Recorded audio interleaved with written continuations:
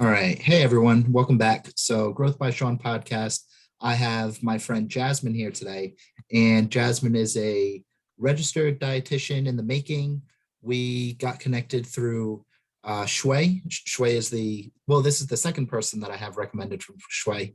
I already had a lot of fun with me on the podcast, so I'm really excited for this one. So, Jasmin, how are you today? I'm good, Shawn. How are you? Thank you for having me. No, of course. So, Jasmin, why don't we just get started with? I like to ask my guests just a little bit about them, maybe a little bit about kind of whatever you want to share with us, and we'll go from there. Just a little bit about you, something All right. wherever you want to take I it. okay, so I'm Jasmin Dieb. I am from Massachusetts. I am 25 years old, a Syrian American girl born and raised here. I have my bachelor's in economics and Arabic with my minor in Spanish because I love learning languages. That's like one of my hobbies. I went and got my master's in international business in Dubai during the Oh, wow. pandemic. So I had to fly back and finish it here. But throughout the pandemic, I realized I did not want to do business the rest of my life. And I realized that my passion truly is nutrition. And I wish I realized that at 18 years old, but it's okay. And I went back to school to become a registered dietitian. And I'm currently at Simmons University in Boston doing that. Wow, that's pretty cool. That's a wild little story. But like the biggest Yeah. takeaway already, like we for some reason we like have to think that we have to have like our career and everything figured out at like 18 and we're going to go to school and this is exactly what I'm going to do. I've switched my career like 100 times already. I still don't know what I'm going to do. um Yeah. I'm in the works of a possible muffin business, but that is on the very down low right now. Trying to keep that just to myself, but you know what, I'm putting it out there. Muffin business, you will see Love that. mama's muffins are coming to you soon. So, but anyway, so you're that's wild. So you went to Dubai to do your master's. Like, Yeah. what was that experience like? Like I said, I am a Syrian American, so I grew Mhm. up speaking Arabic. I'm very Arab. I love my heritage, and my parents always took me to Syria every single month since I was 40 days old, and I know the Middle East really well. I'm very comfortable there. So I kind of after college, I worked for 1 year with my dad and realized I wanted to get my master's to just further pursue education. I love learning. Huge. Mm, I just always continuously love to learn. So I told my dad I wanted to go abroad, and so I went to Holt International Business School. It's out of Cambridge, Massachusetts, and you can choose to go study abroad in like San Francisco, not for San Francisco, but one of the campuses is San Francisco, and then you have London, Shanghai, and Dubai. oh And wow. I was like, a year, a year in Dubai. Let's go. I know the language. I'll fit in there. I'll fit in there just fine. So I packed my bag and I went, and it was insanely life changing because I was on my own, like alone for like 9 months, and I made so many good friends there. I still talk to. It was powerful being there alone because I really got to figure out who I want to be as a human Mm, being. And I don't even regret doing my master's in business because I mhm. still needed a master registered dietitian. But I will never regret getting my master's there because it really shaped me as a human. And I feel like everything I learned there, I'm going to take and use the rest of my life, like all the business skills and Mhm. communication skills and having to speak and communicate with people from all around the world that are coming to this Mhm. school, navigating Dubai on my own, and Yeah. it's great. It was really great. Wow. So what were some of like the toughest things, like just going by yourself and kind of almost like a restart or like a fresh start? Or did it feel Yeah, like a it fresh start? Maybe was. it didn't. I was Yeah, I was definitely feel like it was a fresh start because I was on my own and I got to live on my own and make my own decisions of what I wanted to do that day, how I wanted to do my homework, if I wanted to go out or not, Mhm. what time I could go to the gym. It was really, there was no one there that could influence my choices. It was just me. Mm. And when I made friends, I I really chose people that understood my health choices and what I Mm. want to do with my daily activities. Like I would tell them, like, I don't really want to go out on a Saturday night, you guys. I kind of want to just do this because I felt like I didn't owe them anything. I just started to get to know them. So it really was a fresh start. I really got to realize, okay, this is actually what I want to do and how I want to spend my days. And I mean, I feel like the toughest thing was being far away from my family. Mm. There was nothing else that was really difficult. I speak three languages. There was no language barrier. There was no difficulty getting around Dubai. It's very easy to make it very easy to get around. The food is delicious, so there's not, like, there's nothing I couldn't eat there. It was literally just me being so sad all the time from being far away from my parents because we have a really good connection. No. So like in Dubai, does the food differ a lot than the US? How do how does it differ? Not at all. I'd say the food Oh, in Dubai okay. is a lot better because Okay. Dubai alone has like 20,000 different restaurants you can try. Oh, wow. Literally 20,000. So you can have Ethiopian food one day, and the next you can have Indian, and then the next you can have Middle Eastern, and then the next you can have Peruvian food. Oh You my can't God. get sick of the food there. And they do a really good job with like the Hmm. grocery stores. They obviously are a desert, and so they don't really have their own farming. Like, you're in Massachusetts, you can just find like apple trees easily because our land is fertile like that. But Yeah. over there, lot of groceries from all over the world. Huh. So is there like a lot of, so there's not like a lot of like locals, farmer market type things there, or anything like that? There are like farmers markets, but I was like kind of far away from them and I didn't have a car to go and like get some things and go back to my place. What I would do is do Instacart and Okay. just get all of my groceries delivered to me. It was wonderful. Like you did not have to pay a single dime. You would just order your groceries and boom, they're there. And it was very helpful. Okay, wow. So do the prices there kind of match what they are here, or are they very different? No, it's expensive. Honestly, Oh. yeah. So like I said, they have to import all of their groceries. So there's going to be a higher price on the food because they have to pay the taxes and whatnot.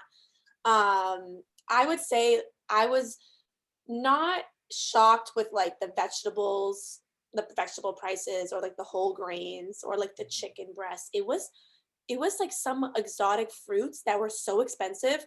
For example, I remember paying $8 for like a small like tray of blueberries. I was like, Hmm. $8? I'm not I'm not gonna eat blueberries until I get to the US then. Like that's not I worth it. read. Wow. Geez, I had Yeah. no idea that the prices would be that crazy. Yeah, it depends. And like I went to one certain grocery store. Maybe Hmm. this one was a bit more expensive than others that Hmm. say you lived out on the outskirts of Dubai and you had your local grocery stores, maybe they'll be cheaper. But I'm not going to take a $25 Uber to go there. Yeah, It's insane, you know? it So defeats the purpose. yeah, exactly. Yeah. So, So um, so I'd love to talk about how you kind of got your Instagram page started and like where it's going, because you post a lot of different recipes that people can try, a lot of different just like general nutrition facts that people might mhm. not be aware of. So kind of tell us a little bit about how that got started. So I think it was February 2019. I had just started dating my boyfriend at the time, and he knew how much I loved nutrition and I loved cooking. And he recommended that I made a page. And I go, me? Make a page?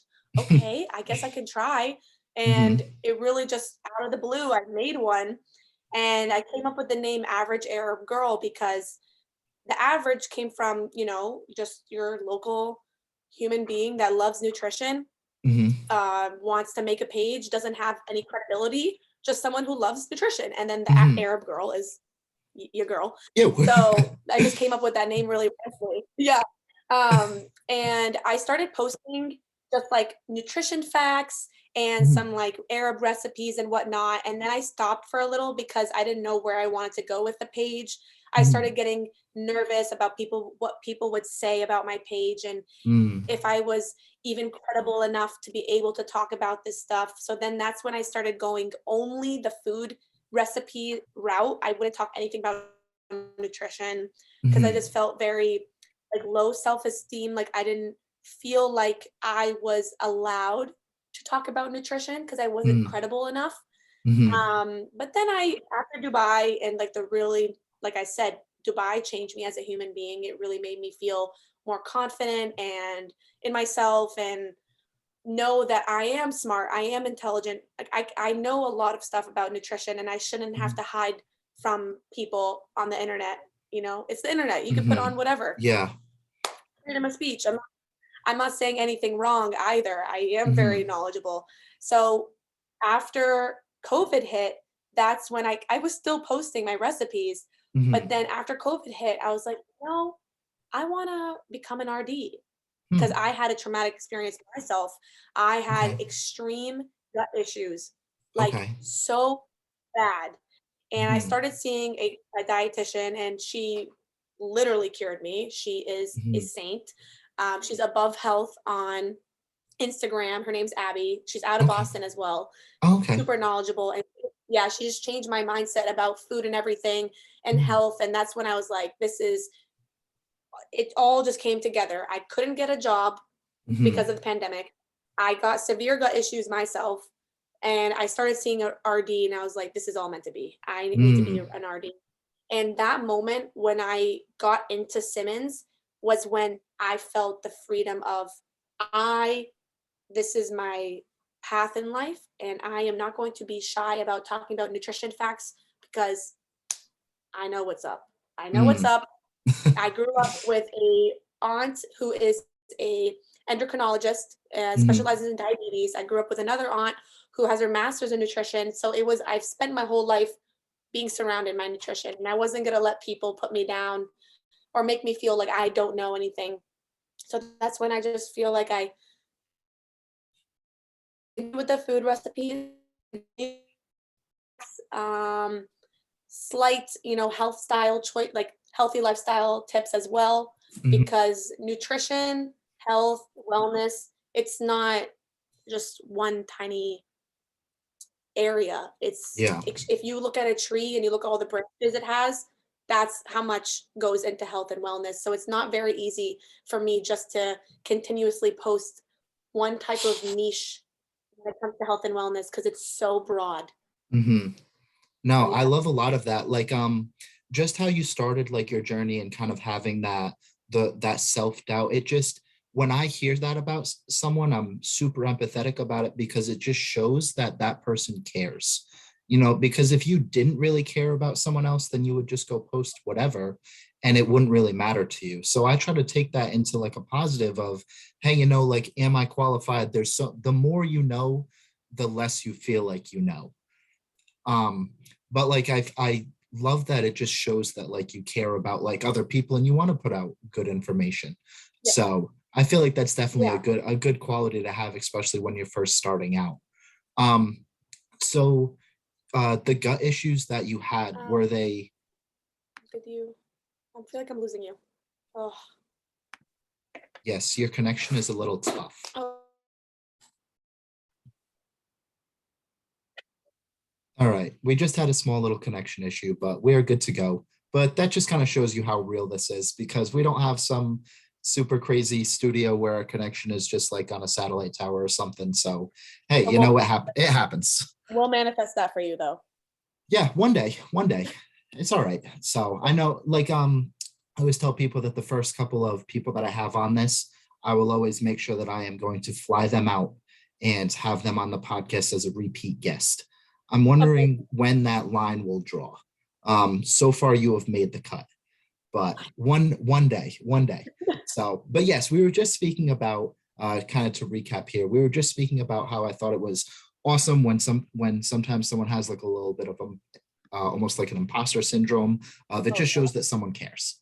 I So, have severe imposter syndrome, and it's something I have to work on every single day. I'm not kidding. I look myself in the mirror Mhm. every day and I say, Jasmine, you are smart. You are knowledgeable in health and wellness. You help people every single day without you realizing it. Stop telling yourself that you aren't credible, a credible source, because you Mm. are. I have to tell myself that every day because I'll have one tiny comment on a TikTok of someone saying you're wrong and it really affects me. You could Mm. comment on my looks, you Yep. could comment on my Arabness and call me a terrorist. I couldn't care less because that's an opinion. But when Mhm. someone tells me I'm wrong about it hits my almost my ego of my intelligence and Mm. it makes me feel weak. I don't know. It's definitely an Achilles heel for me. It's like someone, It's yeah, commenting it's on my intelligence. at the same time, I've come to realize, and I mean, it's not easy to do. It's I can go and say it, but it's another thing to really feel it. But like when someone comments something, it's I know that it's just them coming from a bad place inside and pushing it out onto me. Mhm. Because even if I was like wrong, if someone goes and comments on something and they say, "Oh, you're wrong," and I don't feel like I'm wrong, but maybe I am, like I know that it's just someone else's um internal like unhealed self going and trying to push that onto me. So I Absolutely. I try not to take it personally. But I also wanted to touch base on, we were just speaking of like gut issues and things like that. Did you have Mhm. a specific disorder or something along those lines, or was it just like a internal gut inflammation type deal? Like what Yeah, exactly was? absolutely. So my senior year, because I have to tell it from where it started Yes, without of me even course. realizing it. Yeah. My senior year of college, I lived in one of the oldest houses in Massachusetts. I'm not kidding. It was in Amherst, Massachusetts, and I lived in the basement, but they had finished the basement. Okay. There were always rats in my walls and stuff, and I complained to my landlord, but he didn't do anything about it. He couldn't have cared less, college landlord. He was Mhm. like, whatever, they're leaving in a year, doesn't matter. Okay. After my senior year, I went to Syria for my graduation and I got H. pylori there. I'm not sure if you know what H. pylori No, is. no, I H. don't. pylori, it's simply just a certain bacteria that you can get infected with, and it Okay. can really affect your gut very poorly. Like I got fever, I was very dehydrated because of how much I was puking, and you can guess what I was Flushing out. flushing out. Um, it was really severe. H. pylori can really affect you, and it does affect a lot of people in the Mediterranean region, but it can also affect people here in the States as well. It can be found in a lot of leafy greens and whatnot. Okay. So I'm sure I ingested like some leafy greens over there that my body wasn't used to, because it doesn't mean that the food over there is dirty. It's just that Mhm. bacteria, we are prone to some bacterias, but we are also not when we go to a new country. So that's Mhm. why they say get ready. Like doctors tell you, where are you going? You should be aware of X, Y, and Z. Doesn't Mhm. put the country down. It's just that it's bacteria is different everywhere. Anyways, I got on antibiotics Mhm. they gave me antibiotics over there. My doctor over there, he's my family doctor. Mhm. He goes, you need to make sure you go on probiotics when you get to the States. We do not have probiotics here that are very good, but I know in the States you guys have good strains of probiotics. I was like, great. Okay. I got to the back to the States after a month and I saw my general practitioner and she told me just to keep on, she added more antibiotics into my system. Okay. Told me I did not need probiotics. I go, okay, I'm going to listen to you. You're my doctor. Mhm. From that point on, that's when I started feeling anything, anything I ate. I could drink water in the morning and I Mm. would bloat. And this is not, it's not that bloating isn't normal, because at the end of the day, if you look yourself in the mirror, you're going to see that your stomach is slightly distended because Mhm. it's filled with food. Of That's course. normal. But Yep. this is severe bloating. That is not Mhm. normal. This is the Mhm. bloating that makes you feel you are carrying twins in your stomach. God. It was horrible. And I just started seeing, changes in my mental health, Mhm. cognitive issues, brain, like brain fog and stuff, Mhm. severe bloating, constipation, just everything in the book I had. I Hmm. saw that I started seeing the dietitian. I got recommended to her. She did a stool test and she did a urine test. Oh, And okay. it turns out that I was living in a mold infested basement. Oh, And mold is not something new. It's it's yeah. it's the United States, okay? Mhm. 80% of the United States buildings are water damaged. What does mold like? Water. Mhm. So I was living in a water damaged building for a year and I was breathing in this mold, and then I got H pylori, which made my immune system even worse. And then I started taking antibiotics for 2 months without probiotics, so it even damaged my immune system even more. That's when it was like, okay, she doesn't even have any immunity in her gut anymore. That's Oh, why anything I would eat would hurt me because there wasn't enough. My gut flora was so damaged, so wow. damaged. Okay. Yes, it was a lot. It's a lot. I could go on for Yeah. hours. Yeah. But she gave me a lot of supplements and Okay. helped me and whatnot. And I eat like I just had a buffalo chicken flatbread with some Mhm. parmesan in it. Did not affect me. That's Okay. when you know, like, this is why I tell people severe bloating means there's something wrong with you. Mhm. You should not bloat severely. If you Mhm. look at your stomach at the end of the night, like I said, and it's slightly distended, that's normal. It's filled with the food you ate, like the Mhm. 3 or 4 meals you had that day. But if you are sitting and you feel pain and you're sitting and you're like, I can't breathe, that's not normal. And you are either dealing with gut issues or you are sensitive to a certain food. You could have a gluten sensitivity, dairy sensitivity, soy, nut, whatever. Mhm. But yeah, no, mine was mold and a very poor gut flora. Wow. Yeah. So, what were some of the supplements that you had to start with? Oh my gosh. When I tell you, I think I was on like 10 different ones. Oh my I God. don't Okay. remember, but they were all like herbal supplements Okay. that a certain company called Cellcore makes, and you can only get them from a registered dietitian. Okay. They're the only ones that can prescribe them to you. You can't just buy them yourself. To this day, I'm still taking vitamin B6, magnesium, and vitamin D3 because I was really deficient in them. Because what happened was I would eat such a healthy diet, but mold, like I said, loves water. So it would block everything in my system of like all the nutrients wouldn't be able to be absorbed in my body. So they would Mm. just flush them out. So I had such severe vitamin deficiencies, and one of them was vitamin B6, magnesium, and vitamin D3. Oh, okay. Yep. Yep. All right. And That makes actually, the funny thing was funny, but not funny. Remember when I told you how I had really bad cognitive issues? yes. So I'm a very happy person. We all have our bad days, but overall, Mm. I'm a very uh, happy human being. Yeah. So I started experiencing depression and anxiety, and it was Okay. really out of the blue because anything I would wake up and just not want to be there. And all Mm. I was not okay. Everything would just hurt my feelings. I had very bad mood swings. I would just cry randomly, didn't want to go out with friends, didn't want to see people. And I was like, am I depressed? Like, what's Hmm. going on with me? Then I started seeing my dietitian and she told me that I had such severely low B6 levels Hmm. that the vitamin B6 helps regulate the neurotransmitters of dopamine and serotonin and GABA in the brain. So if you have low vitamin B6 levels, it's going to affect your serotonin and dopamine levels, which are your happy hormones. So I Mm. wasn't happy. I clinically Yeah. couldn't be happy. I was depressed. Wow. Yep. So I've still to this day, I'm on those supplements. Wow. Because the gut is your second brain.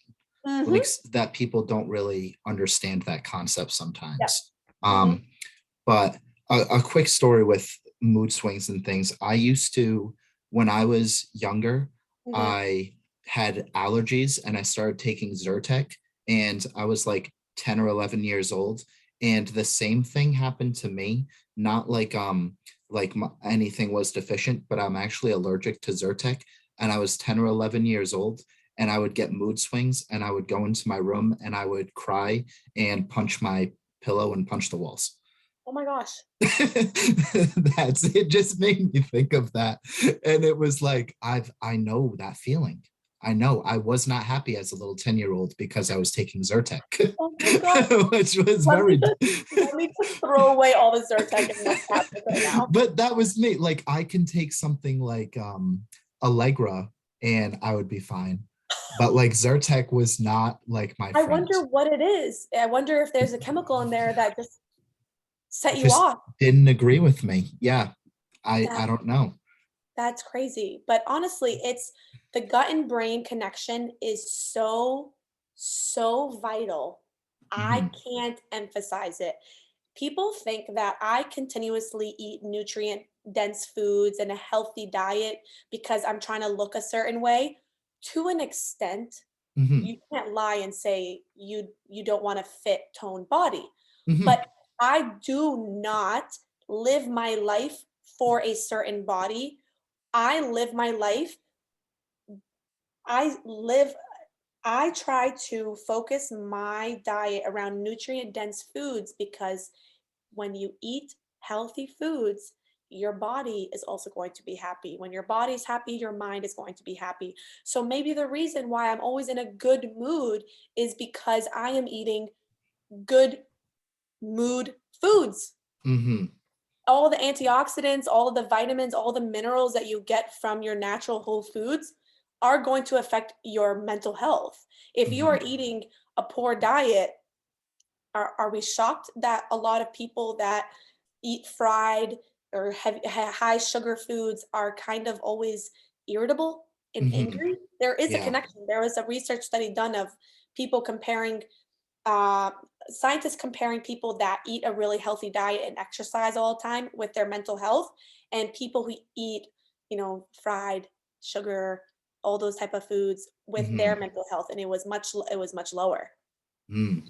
So what are the a lot of people like to talk about like the macros with food, but I know that you're more versatile with the micronutrients. What are some of the key micronutrients that we need to be putting into our body? Absolutely. There are a lot of micronutrients. We have the Hmm. vitamins, we have minerals, fat soluble, water soluble, all of that good stuff. I don't think there is one where I would say is more important than the other because they exist for a reason. Essential nutrients, we need essential nutrients because our bodies can't create them themselves. So I would say the one that is on my mind all the time is magnesium because Okay. magnesium is important for 300 different reactions in the body. Mhm. Magnesium affects 300 different reactions in the body. So if you are deficient in magnesium and you feel just off all the time, it's probably because it's the magnesium you don't have in your body to do Mhm. 300 different types of reactions. Like that's a big number. Yeah. That's a big responsibility. Yeah. Now, Yeah. what are some of the foods that we can get magnesium from? And Yeah. when do you think that we should start to incorporate a supplement like magnesium? You know what's funny? I just had to pass in a nutrition case study Okay. about whether or not um, vitamin supplements are important or not. Hmm. So I say never self-diagnose yourself. That's, I think, the Hmm. worst thing you can do. You can be self-aware. If you wake up in the morning and say, I'm not feeling the best. Maybe there's something off with me. Then you can go, that's self-awareness. But you're Hmm. not going to go on Google and be like, I have a headache. Oh my God, I have cancer. Like, Yeah. let's not Yeah. let's not do that. Yeah. But I say if you feel off, it could be a vitamin deficiency. It's very normal. So I Hmm. would say go to your doctor and get a blood test. Now the blood test can't really show all of your vitamin deficiencies, which is why I say I recommend seeing a dietitian, because that's their job. They're going to do a Hmm. urine test. They're going to do a stool test. They're going to see literally what's coming out of you and see what you're deficient in. Hmm. So say you are very deficient in magnesium, that is where I recommend a supplement to help you further with this issue.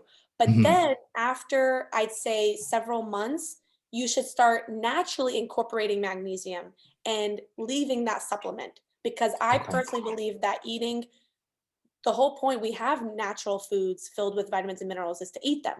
If Hmm. you are just getting, if you know how like most people take multivitamins, Hmm. I think they're absolutely pointless. You should be getting your vitamins, minerals from whole foods, because they have the natural phytochemicals, they have the natural antioxidants, they have the dietary fiber that your body needs. That one little pill isn't going to do much. Hmm. They're just packing in so many vitamins, you're not actually getting enough. So Yeah. that's where I say, if you are deficient in one or two vitamins, I say take that singular supplement and then Hmm. start learning, how can I incorporate these vitamins and minerals naturally? So I had a magnesium deficiency. I would eat leafy greens, whole grains, tofu, legumes, Hmm. um, nuts, seeds. They have such high levels of magnesium, and I still do that to this day. And Hmm. honestly, I'm almost done with my magnesium. What's it called? Can, I guess. I don't know. Bottle, Bottle. bottle. I don't know why I forgot the word bottle. I'm almost done with my magnesium bottle, and I honestly might stop taking it to see if I can just keep up with my natural foods, whole foods. Okay. Yeah, Now, I hope that was um, helpful. Sometimes I can go off on tangents. no, no. So from getting a stool sample, what are some of the key things that you're looking for in that stool sample? So that's going to be my job, hopefully in Hmm. 2 years, once I'm a Hmm. licensed registered dietitian. If someone wants to work with me and they think they have gut issues, we're going to immediately do a stool test, because that's what I did with my dietitian. Hmm. And actually, I see a couple of dietitians that I follow on Instagram post their clients' stool tests without their names, obviously. Hmm. Feel like, this is what I can do for you. So, stool tests, you see all of the bacteria, fungi, mold, parasites. You can see all the vitamins, minerals. You can see if you have a gluten sensitivity. You can see if there are like certain, this test, when I tell you, it was like 8 pages long of Hmm. stuff Of that the course. tool test Yes. should show you. So it's a lot. It's very Yeah. diverse. Yeah. Yeah. I just didn't know if there was like a certain no, I shouldn't ask if there's like a certain thing or two you're looking for, because it'll just depend on the client. But Yeah. It will depend on the client, and it will show you, it will mark if this is a very high amount. yeah. Yeah. Now, what other types of tests are there? Is it mainly the stool sample, and you had said a urine sample, I think, but are there different types of tests that you can do I as can't well, or answer because I don't oh, know. oh, okay, okay, okay. I'm still learning this. You Yeah, know, I wasn't sure. oh yeah, Um, no, it's okay. I obviously am still learning, and mhm. I don't enter. Oh, there's a fly in my house. Okay. Um, I don't start my internship at the hospital until the fall 2023, Okay. and I'm going to be doing a lot of different tests on my patients. So I will let Mhm. you know in 2020. Okay, because I've even seen I forget what it is. It's to determine the amount of um acidity in your stomach. I'm not sure if you've heard of this test. Yeah. I forget what exactly it is, but I know it's to determine the amount of acid in the stomach. You like take a teaspoon of baking soda Oh and God, you that consume it one. right in the front like right in the morning, and then you time how long it takes to burp, and that determines how. This is a real thing. This is a real thing. I know this one. Yeah, I And know it, but it's on the tip of my tongue, but I'm just forgetting. so I know about this, and when it came out, a bunch of dietitians were like, "Oh, not this again." Like, they knew about Okay. it, and it just doesn't, Okay. it's not actually accurate. Now, I had Okay. severe low stomach acid as well. Hmm. Like, I don't know what issue I didn't have. I had them all. Hmm. And low stomach acid can be detected in your urine test. Okay. Yeah. Now, do you know some of the steps to start helping someone with low stomach acid?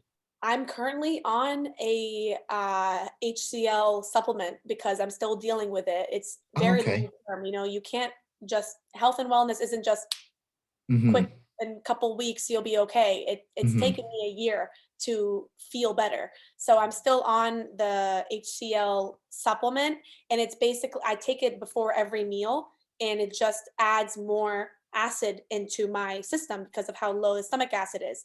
People think that high stomach acid is what causes like burping and heartburn and stuff, but it's actually low stomach acid because the lower, the more acidic it is. Mm-hmm. The pH of our stomach is 2. Battery acid is 1. That's Mm-hmm. how acidic our stomachs are. So the lower, the more burning sensation you're going to get in this region. Does Oh, that make sense? okay. Yeah, it does make sense. Okay. Yeah. Yeah. So it's not Um, higher, it's actually lower. okay, because I've seen things with like different studies where you take apple cider vinegar in the morning on an empty stomach, apple cider vinegar before you go to bed, and then aloe vera juice and lemon juice with meals to help with things like low stomach acid. I'm not trying to quote how accurate this is on this study though. I will never, the one thing about me, if I don't know something, I tell you. Mhm. I'm not going to make Yeah. something up. I don't Yeah. know. I don't Hmm. know, but what I Okay. can tell you is that aloe vera is amazing for the body because Hmm. it is a natural, what word can I use? Um, what word? Remedy. Not Um, remedy. So I don't know. Have you ever heard of mycotoxins? yes. I Okay. can't give you a definition though. Okay, I mean, think about it. It's just, toxins in the body that come from our food, beer, Okay. wine, seeds, legumes, Okay. coffee, teas. They can all have mycotoxins because they might not have been regulated when they were out in the fields and stuff, Okay. pesticides, all that good stuff. So aloe vera, what it can do is when you take it and ingest it, it can remove, there we go. That's the word. Oh, It can okay. remove mycotoxins from your body and flush it out. Okay. So I learned this from my dietitian. This is not Mhm. something I am getting myself. Mhm. Aloe vera and ground flax and chia seeds, those are all great foods to remove mycotoxins from your body. Okay. That's why it's Um, good to have a diverse uh, diet because everything natural helps you in a certain way that you don't know. I'm glad you touched on that because I was thinking this earlier and didn't say it. How important is it to have a diverse diet? Because what about people that say, "Oh, well, I like to eat the same thing every day"? Is That's okay. that, yeah, that's okay? That's okay. You know what it is? Okay. I I am going to be a very flexible RD because Hmm. you need to make your patient, client, whatever you want to Hmm. name, depends if you have a business mindset. Hmm. Yep. You have to make them happy and you have to do what works for them in the end because that's true health and wellness. It's not one fits all type of diet. You have to understand how your patient's mind works because I feel like there's so much psychology behind health and wellness. If you are going to get a patient and try to change their ways significantly, that it's not gonna work. Hmm. Imagine I have a 60-year-old patient. Do you think I'm gonna change the mindset of a 60-year-old? No, but we can work with what they love and how they do their daily activities and go from there. If they Hmm. want to eat the same thing every day, we can slowly start incorporating things without them even realizing it. There's a lot to it. I mean, that's Hmm. hopefully in 2 Kind of years. just a quick, broad little, Yeah, yeah, I exactly. understand. Yeah. Um, I'm also curious to know if you have any experience so far with SIBO or SIBO, because that seems to Placebo? be one of the the rising issues currently. Yes, SIBO is was it small intestine? bacterial overgrowth. Is that what it is? I could be That wrong. sounds right. I don't know the Yeah, I got tested for whatchamacallit. that. I Okay. got tested for that, and I was negative for it. But yeah, it's a certain bacterial Mhm. overgrowth, and I'm not quite I know it's a gut issue. knowledgeable in it. It is a very big issue too. People do Yeah. have it. And it is curable, but I just don't know enough about it to talk Okay. about on the podcast. Okay, I wasn't sure. So, Yeah. but yeah, so I want to reroute to kind of your Instagram page and how Yes. you started coming up with these recipes. So, were these things that you grew up on, or do you kind of play around with recipes, or how do you kind of come up with all of these? So I try my best not to use anyone for inspo. I Mhm. really genuinely love food and think about food so much. You have no idea. I'm always just thinking of new recipes that I ate in my childhood and what I grew up on and just went from and just go from there. And sometimes I'll just be in a rush between classes and I'll make a salad out of the blue and I'm like, "Wait, this is so good." And I'm like, that's how much I love cooking. Okay. It's natural for me. I love making new recipes and it's definitely a lot of influence from my childhood, but also I am not kidding, Shawn. When I say this, you may judge me. I had a dream about a recipe. I Okay. woke up, remembered that recipe, I made it, and it was bomb. That's how much I think of food. I'm just shocked that you remembered it. I'm I have shocked too. I have trouble remembering my dreams. I don't know why I remember my dreams so well, but I do, and I remembered that I made it in my dream, and I woke up and I go, "I have to make this now. I don't care, it's not a breakfast meal. I'm making it," and it was great. What was it? Oh my gosh, just like a year and a half ago. Oh man, okay. I feel like it was a certain, twist on an Arab recipe, and I, like, Americanized it. That's what I usually Okay. do. Like, I know Okay. people don't want to spend 2 or 3 hours in the kitchen. I Hmm. don't blame them. They're tired from their 9 to 5 job. They want Hmm. something quick and easy, and that's what I usually do with my recipes. Quick and easy meals they can make in less than half an hour. Okay. And so this one I, like, Americanized an Arab recipe, and I'm not sure which one it was. Now I'm upset. Okay. Now, when you say Americanize an Arabic recipe, does are most like Arabic foods like is it just a long process to make, or do the That recipes kind of differentiate a lot? Oh yeah, I mean, Arab recipes can differentiate a lot. I Okay. mean, you can have a fattoush or tabbouleh salad, Okay. you can make in half an hour, but then Hmm. you can also have hummus that's made in 10 minutes. But then you have I don't know if you've ever seen grape leaves, No. dolmas. Oh my gosh, you're Okay. missing it. I've never heard of them, to be honest. So grape leaves, literally the leaf of a grape, they Mhm. stuff them with rice. Some people do tomato or beef and whatnot. It's really up to you. They roll them, um, Okay. they roll them, and then they put them in a pot and they cook them for like hours. It is not easy. The rolling alone is like 3 hours and breaks your back. Oh wow. Oh my Yeah, God. so there's a lot of intense Arab meals that like take a couple several hours to prepare. So I am not trying to post grape leaves on my page because Yeah. no one people will like it, but I'm not sure they're gonna make it. So what I try to do is bring recipes like falafel, hummus, tabbouleh, baba ganoush, all of those like easier meals. And say we have a certain recipe. It's stuffed zucchini Okay. and stuffed eggplant, and I made it one time and just made it easier on my followers. Okay. I didn't do all the full steps. They can still Mm, enjoy it, but not put in them and all the effort that goes into it, if that makes okay. sense. Yeah, it does. Yeah, Um, Now, between like an Arabic lifestyle growing up and more of like an American lifestyle growing up, yeah. do you find that there's like a lot of differences in things like portion sizes or the way that we view food? Yes. Okay. I would tell you portion size is really important when it comes to Arabs because they don't have that in their vocabulary. Okay. I I Okay. grew up eating, I'll give you an example. There's a meal, it's called bulgur with chickpeas. So it's Okay. burgol in Arabic. Okay. Burgol hummus. And it's literally a dish of just bulgur and chickpeas with chicken in it. And my mother and grandma, whoever, okay, would make it, would serve me a plate enough for a village. Like, I'm not kidding, it's enough to feed 5 different people, and it's because Arabs are so passionate and they show their love with food.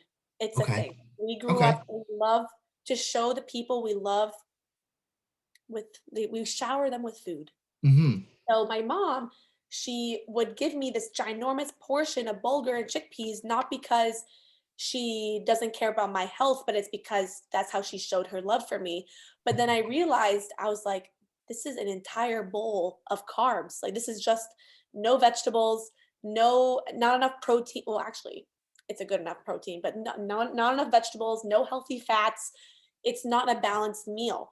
So what I did was, over the course of several years, I realized that I do not have to stop eating these Arab meals. I have to just learn how to balance them. So I still enjoy bulgur and chickpeas, but I will make that like a fourth of my plate and then fill the Okay. rest up with salad and then the other side with like a chicken. Okay. Not the whole bowl is bulgur and chickpeas, Yeah. All you right. know? That makes sense. The Arab diet is extremely healthy. I don't know if you've heard that the Mediterranean diet is the healthiest in the world because Okay. we eat a lot of omega-3 fats. We eat a Mm-hmm. lot of vegetables and fruits and whole grains and legumes. Like, those are the healthiest things you can incorporate into your diet. But we just have an issue with portion control. My Mm, grandma will okay. try to serve me 50 grape leaves. I'm like, Grandma, I can't eat that. No, that makes sense for me. Okay, I wasn't sure like the difference in portion sizes. I'm always very interested to learn about someone's nationality or Yeah, heritage and kind of their background from it and how food has influenced them and kind of how it's made them them or how they decide on choices now. yeah. Um, so in an Arabic community, are there a lot of people that are preaching more of the like portion sizes now, or is this like kind of a taboo subject or not? Or Oh, no, I would say it's definitely in the making, but it's definitely a very slow process. There's okay, not a lot of Arab dietitians in the world, and I want to be one of them. That's a very powerful voice in the Arab community, hmm, because I don't want Arab women, men, whoever, feeling like they can't enjoy the meals that they grew up on. They just have to learn that they need to balance all of their meals. That's how you achieve optimal health. It's balance, it's moderation. So if you want to enjoy grape leaves, please, please do that. But make sure you're eating, you know, vegetables with that meal and having a protein next to it, maybe some olives for a healthy fat source. That is how you don't overeat one certain food. okay, all right. Now, Yeah. I I normally ask this question because I'm always curious out as to how can I now, as a white male, Yeah. okay, have an impact on someone like from an Arabic community to help push this towards having like a better relationship with food, developing better eating habits and things like that. Interesting question. Hmm. Okay, do you like to eat? Do you and your friends tend to eat out a lot? Um, Not a ton, maybe once a week, once every couple Okay. weeks. Nothing crazy. Do you enjoy trying new foods of different Yeah, cultures? yeah. Okay. So, I mean, you could try to go to a Middle Eastern restaurant and order a bunch of appetizers and Mm, tell your friends that this is actually really healthy, and tell them that you don't have to eat chicken, broccoli, and rice if you're trying to, what's it called?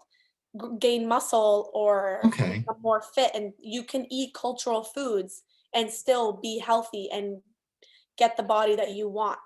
Okay. It's a very that's a very interesting question, but I just say you can open people's eyes to cultural foods, and you Okay. don't have to eat plain, boring, bland, Yeah. unseasoned foods to be healthy. I feel Yeah. like if you look up healthy foods on Google, it'll just be like the worst, such boring meals, and I'm like, I just made the healthiest buffalo chicken flatbread. Yep. Who would think buffalo and chicken and flatbread would be healthy? Yeah. But you just need to, you know, it's a Okay. So I learning think it process. comes down to diversifying myself a little bit with Yeah, trying these different foods and then showing others that I'm trying these different foods yeah, and um going from there. Okay. yeah. Just definitely be more open-minded. You know, if people can see baba ganoush, they'll look at it. Baba Mhm. ganoush is an eggplant dip. They'll look Mhm. at it and be like, well, how is that healthy? It's a dip. Mhm. How is that not healthy? It's a roasted eggplant that they mash and put tahini in, which is a healthy fat, and you eat it with pita bread, which is a carb. Mhm. You need to look at food Okay. differently. Okay. Yeah. All right. That makes Yeah. sense. So I feel like a good place to wrap up here is just to kind of talk about the importance because you've mentioned a couple times now about fats and omega 3s. Yes. My Like go-to. yeah, yeah. I feel like just a quick little synopsis on why those are so important would be uh a good thing to people for people to kind of learn from here. Yeah, absolutely. I think omega-3 fatty acids run in my blood at this point. I have enough olive oil and olives, enough for like 5 people, you know? I grew up eating a lot of omega-3 fatty acids because a lot of our foods are just in the Middle East are very omega-3 heavy. Okay. So omega-3 fatty acids, they are unsaturated fats. All fats are not created equally. You have unsaturated, you have polyunsaturated, and then you have saturated fats. The fats that we need to avoid or limit. You do not have to restrict, but you just limit are saturated fats. Those are butter and steak and I'm trying to think of another one. Butter and steak, we'll go with that.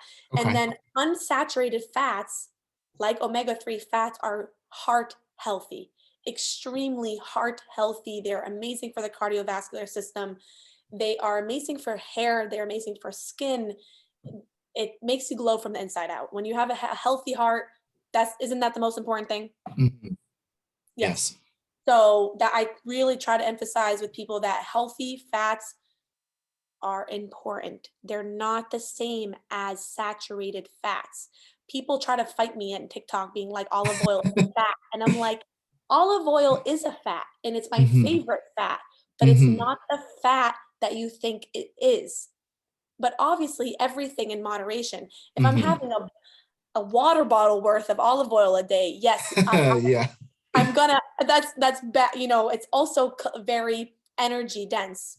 Hmm. So definitely that's where moderation comes in. But you know, using olive oil as a dressing instead of like a Thousand Island dressing is much healthier for you and your heart. Incorporating olives into your diet, like 5 a day, that's great for Hmm. your heart health.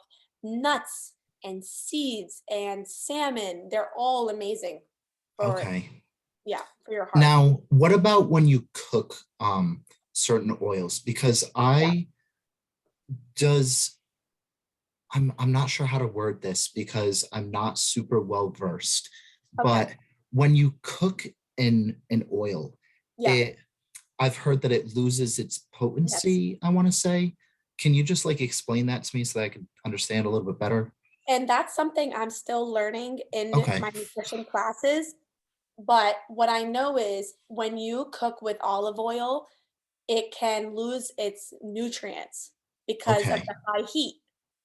That's But what it that's is. why you Okay.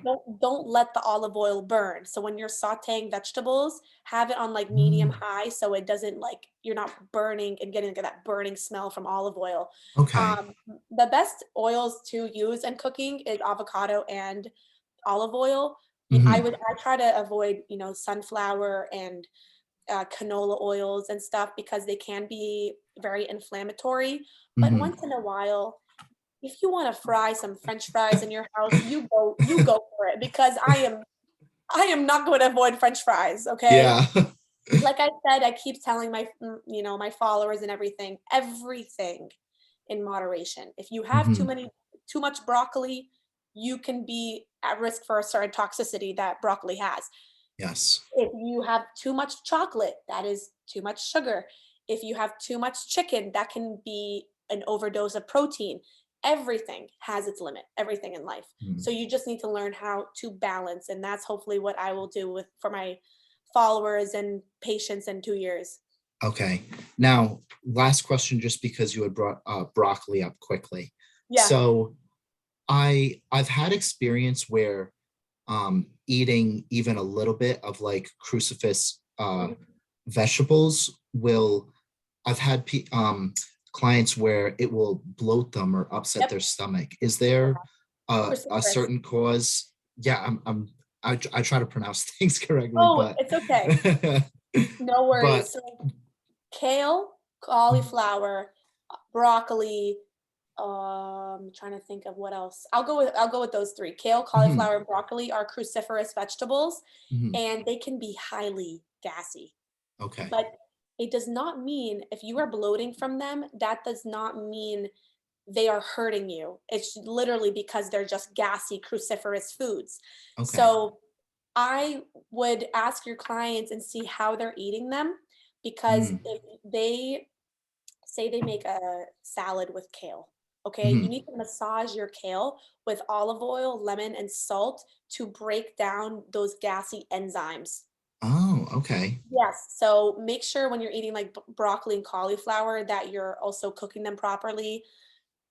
You Okay. know what? I'm not going to tell my patients to avoid cruciferous vegetables because they're Yeah. so good for you, but I'd say if you are at home and you know you're going to go to sleep in 2 hours and not leave your house, enjoy Mhm. those cruciferous vegetables. Let them bloat you. It's Okay. okay.